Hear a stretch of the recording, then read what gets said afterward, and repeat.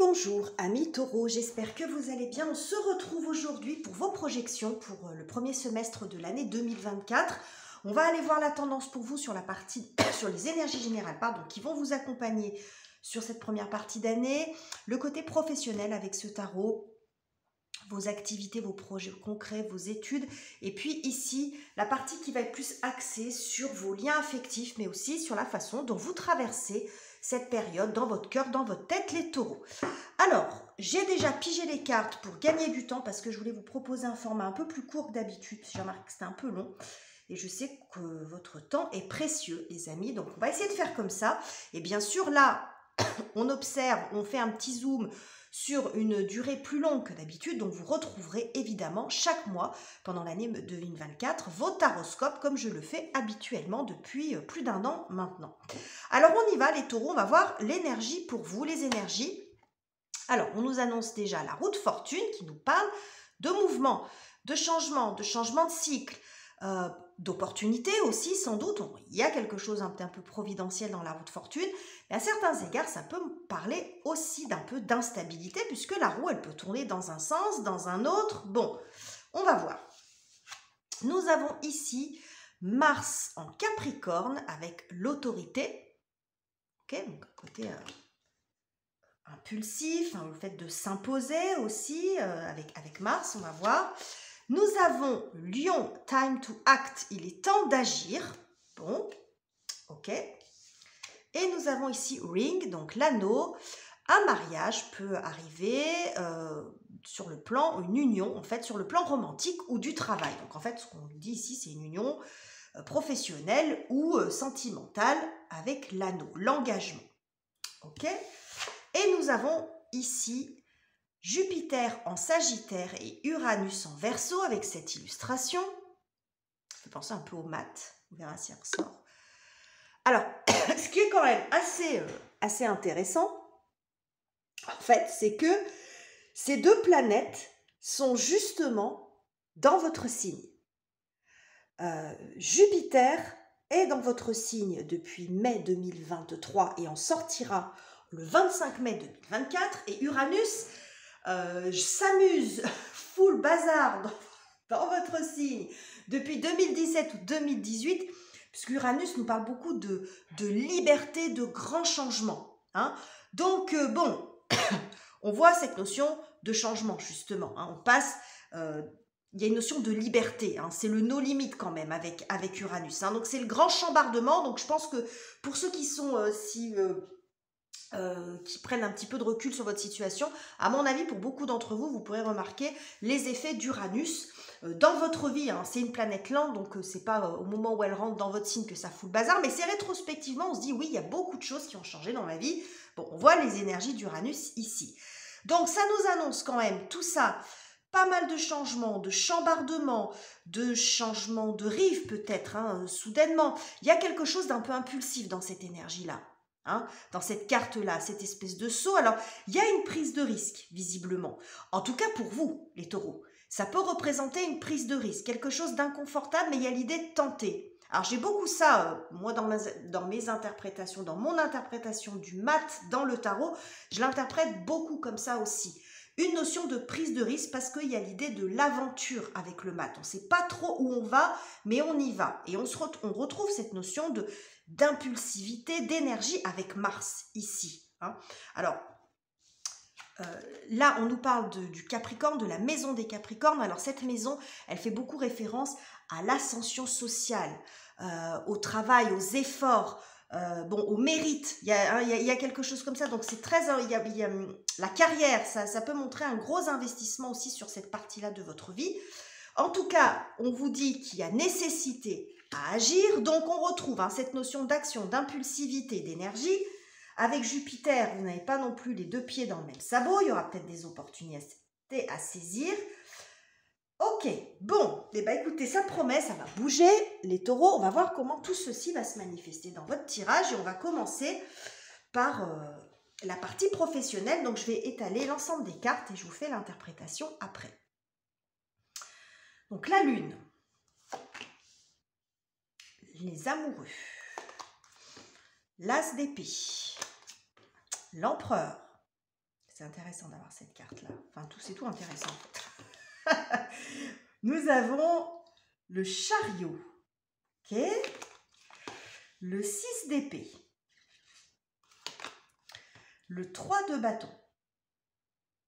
On nous confirme quand même le mouvement. Ouh, et le monde. Eh ben, c'est pas mal du tout les taureaux. Bon, alors,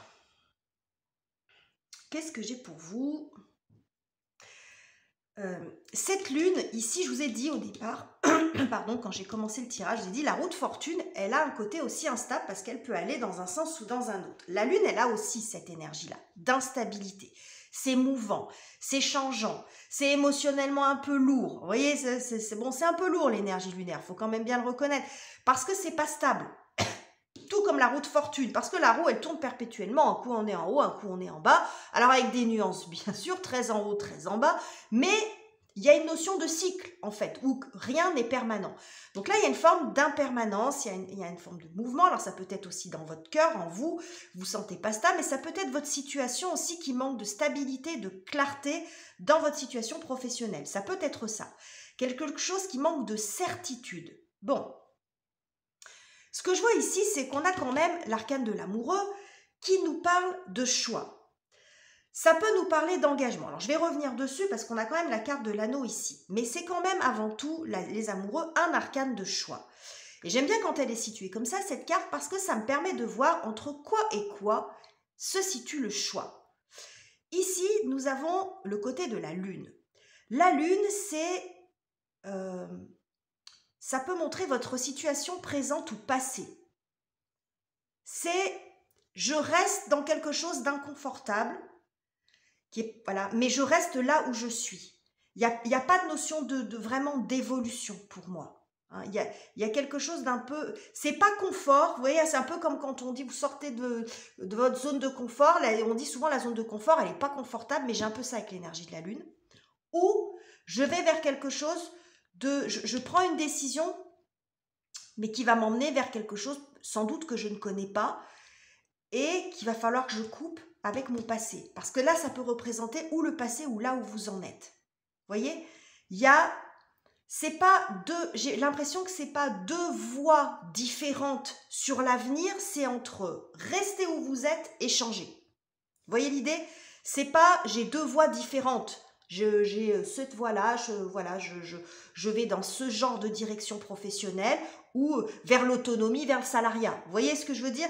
J'ai pas de ça. Ici, c'est plus, je reste où je suis, un petit peu, bon, dans ma zone de confort, mais que je connais, même si elle n'est pas très confortable, j'arrive à m'adapter, plus ou moins. Soit je vais carrément vers autre chose. Je vais vers l'avenir. Je vais vers... Mais il y a une notion d'inconnu, surtout qu'en dessous, j'ai quand même le 3 de bâton. Donc, il peut y avoir de ça dans votre tirage. Toujours est-il que ici, on nous parle quand même d'engagement. Et ici, ça peut nous parler d'engagement. Parce que l'as d'épée, ça représente beaucoup la signature. Surtout qu'on a l'empereur derrière. Donc, il peut y avoir un engagement, une signature sur du long terme. Donc, vous voyez que même si vous ne vous reconnaissez pas dans cette notion d'hésitation, en tout cas, on voit une amélioration.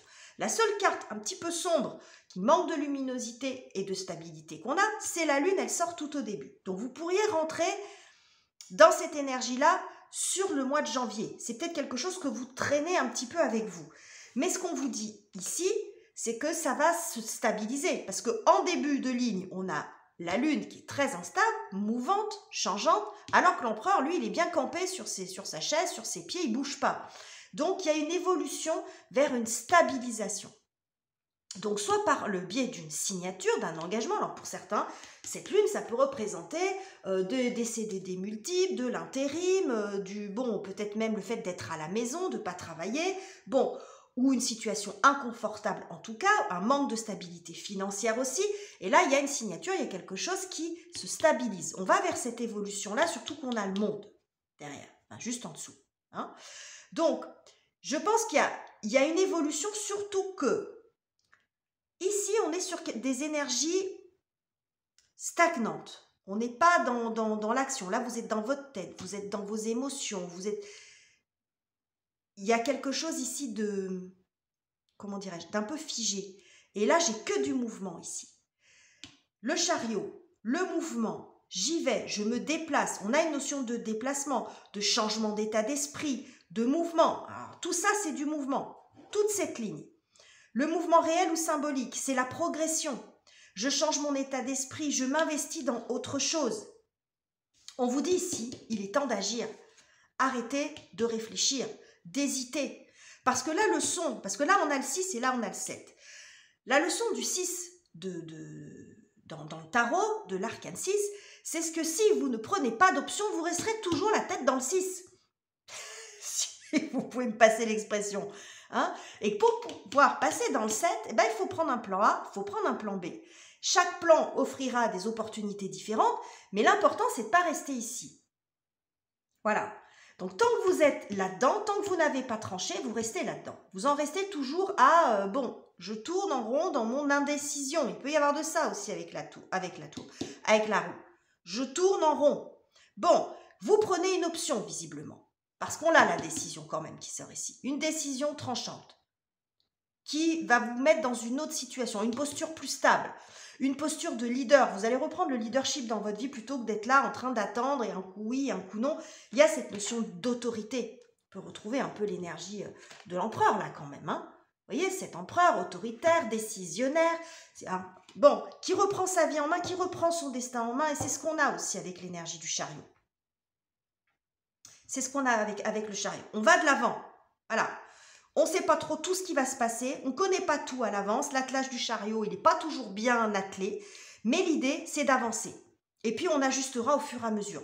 C'est quand même ça, les copains, hein, le taureau, hein, le chariot. Hein. On n'est pas dans l'arcane de la mort, là. Hein. Quand on est dans l'énergie de l'amoureux, on prend une option, mais on a possibilité de revenir en arrière. Quand on est dans l'arcane de la mort, c'est différent, parce que là, on est sur quelque chose on est sur une transformation complète. Une chenille qui devient papillon ne redeviendra jamais chenille. Or là, quand on est dans le choix, on prend un plan A, on prend un plan B, et puis si ça ne fonctionne pas, vous aurez toujours, le plus souvent, la possibilité de rectifier, de réajuster. Ce qui n'est pas le cas selon les situations, pas toujours le cas. Donc là, on voit un changement, un mouvement. Il y a un autre projet pour vous. Vous investissez. Cette épée, ça peut montrer aussi, je sais ce que je vais faire. Je sais comment je vais le faire. Je sais dans quelle direction je vais aller. Et je me lance. Il y a l'idée de se lancer. On a l'impulsion de Mars, là. Vous vous lancez dans quelque chose, les taureaux. Hein? Vous franchissez ce cap, vous arrêtez de vous poser 10 000 questions. Parce que, ici, il y a la notion de réussite. Donc, ça peut montrer que soit votre projet, il va réussir, ça amène ici une forme de sécurité, de pérennité. Le monde, excusez-moi, peut nous parler également d'accomplissement.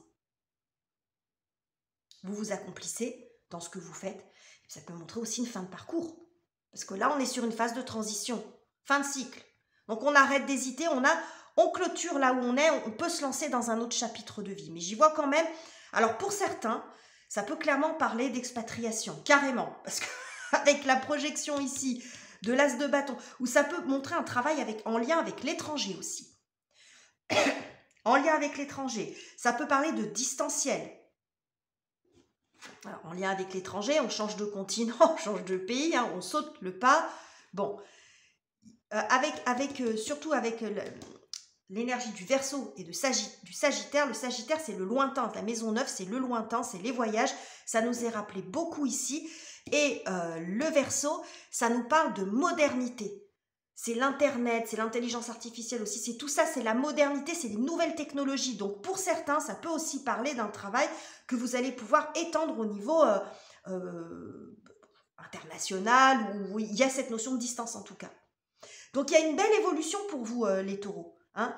Un changement, j'ai l'impression qu'il y a un virage à prendre pour vous. Voilà, il y a un virage à prendre. Il y a un élan, il y a une dernière impulsion à donner. Il y a un petit coup de pied aux fesses, là, quand même. Hein, les taureaux, il y a un petit coup de pied aux fesses. Que vous allez arriver à cette impulsion, cette énergie que vous allez trouver en vous.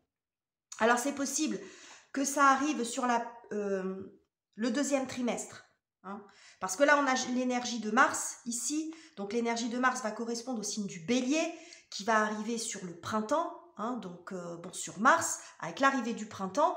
Et ici, on a cette épée qui se situe là. Hein, donc, j'y vois un un changement à ce moment-là. Et ici, on a le signe du bélier aussi. L'empereur représente très souvent le signe du bélier. Donc, j'ai une espèce de répétition comme ça qui me dit que ce changement-là, vous pourriez être dans cette période d'indécision, encore un peu de flou et d'instabilité sur le premier trimestre. Et ensuite, à partir de mars, là, ça bouge. Hein. Ça bouge, ça avance. Ça... on vous arrête plus, hein, les taureaux. Hein. Bon, mais c'est ce qui vous caractérise le plus souvent. Hein. Vous avez du mal avec le changement. Parce que vous n'aimez pas les changements risqués, vous n'aimez pas les changements qu'on vous impose. Mais une fois que vous avez démarré, vous êtes inarrêtable. Donc voilà ce que j'ai pour vous, les taureaux. Sur la partie professionnelle, matériel, projet, et je suis bien au-delà du chrono que je m'étais mis. Je voulais vous proposer un format plus court. Je ne sais pas si je vais y arriver. Donc on va aller voir maintenant ce qui se passe au niveau du cœur. Donc les liens affectifs ou vos propres émotions. Donc, nous avons le lâcher-prise avec le 8 de coupe, le 8 d'épée avec la culpabilité, okay, la reine de coupe avec la réceptivité, le 10 de coupe, il y a des coupes, il y a de l'eau, hein, avec l'harmonie, la tempérance avec l'intégration, le 3 de coupe encore avec la fête, le valet de coupe, eh ben, avec la compréhension est beaucoup ressorti cette carte. Et ici, le monde, regardez, le monde à la même place que votre tirage pro. C'est incroyable quand même. Il s'appelle ici l'achèvement. Eh ben, il y a vraiment un virage là pour vous. Même sur le plan relationnel, là j'y vois un peu plus sur le plan des émotions. Mais vous pouvez le reclasser aussi, le recontextualiser dans une relation si vous le sentez plus comme ça. Moi, ce que je vois, c'est qu'il y a une forme de guérison et d'apaisement hein, sur ce semestre, dans vos relations ou en vous-même. La seule carte un peu touchy qu'on a ici, c'est le 8 d'épée. 8 d'épée, c'est intéressant parce que ce 8 d'épée ressort à la même place qu'on avait dans votre tirage professionnel, la même place que l'arcane de l'amoureux. Vous voyez? Qui montre une situation où on ne sait pas quoi faire. Et là, où on n'arrive pas à se décider. Et quand on est dans le 8 d'épée, on est un peu là-dedans. On est un peu coincé dans sa tête, on est dans sa zone de confort. Je vous en ai parlé de cette zone de confort. Donc on est dans sa zone de confort, on n'arrive pas à en sortir. Là, ça nous parle de culpabilité. Donc il y a quelque chose qui vous prend la tête, hein, c'est ce qu'on voit ici. Mais on voit que vous allez arriver à lâcher avec tout ça. Parce que tout ce que j'ai autour, c'est quand même ce que ça nous montre. Hein, la compréhension, la réceptivité, l'accueil. J'y vois dans cette réceptivité aussi quelque part une forme de pardon. C'est-à-dire qu'on se dit, ok, peut-être que si vous culpabilisez, c'est que vous pensez qu'il y a quelque chose que vous n'avez pas fait correctement. Voilà, pas eu un bon comportement, pas eu les bons mots que vous avez fait ou pas fait, ou dit ou mal dit, peu importe, ou pas dit. En tout cas, il y a le fait d'accepter ça. Parce que vous ne pouvez plus rien y faire. Le lâcher-prise, c'est on lâche l'affaire sur les choses sur lesquelles on n'a plus d'impact. Ça ne sert à rien de ruminer des choses sur lesquelles on ne peut plus agir. Et on se tourne sur le présent, sur là où on a un pouvoir immédiat et sur l'avenir. C'est ça, le lâcher-prise. Donc là, la réceptivité, pour moi, c'est l'intégration de ça. On comprend ça. Et on se libère l'esprit. Ces barreaux, ça peut être vos pensées, votre esprit. Ça peut être dans une relation aussi. Hein. Vous arrêtez de vous acharner dans une relation qui peut-être n'est plus, où vous pensez que vous n'avez peut-être pas fait assez, ou que bon, il y a une forme de regret, quelque chose que vous avez du mal à lâcher, mais visiblement vous vous en libérez si c'est plus comme ça que ça parle pour vous. Parce que vous retrouvez la paix en vous. C'est ce qu'on voit ici et c'est ce qu'on voit avec la tempérance. On retrouve de la paix, on retrouve de l'équilibre, de l'harmonie. L'harmonie est mentionnée ici, mais quand vous regardez cette illustration, on a un joli équilibre aussi en soi. Donc vraiment, je pense qu'il y a une forme d'épanouissement. Alors c'est peut-être aussi ce qui peut se passer sur le plan professionnel, qui vient aussi vous soulager. La culpabilité, elle peut être là. C'est-à-dire qu'il y a peut-être une situation professionnelle dans laquelle vous ne vous sentez pas à l'aise, dans laquelle parce que vous n'arrivez pas peut-être à faire votre choix, à trouver votre chemin, à trouver une orientation, que vous êtes dans une forme d'inertie, et que le fait que ça bouge là-dessus, eh bien ça vous libère, vous vous sentez mieux. Mais ça peut être aussi l'inverse. C'est parce que vous vous sentez mieux que vous êtes en capacité d'agir de l'autre côté. Vous voyez, ça peut agir en miroir, cette affaire.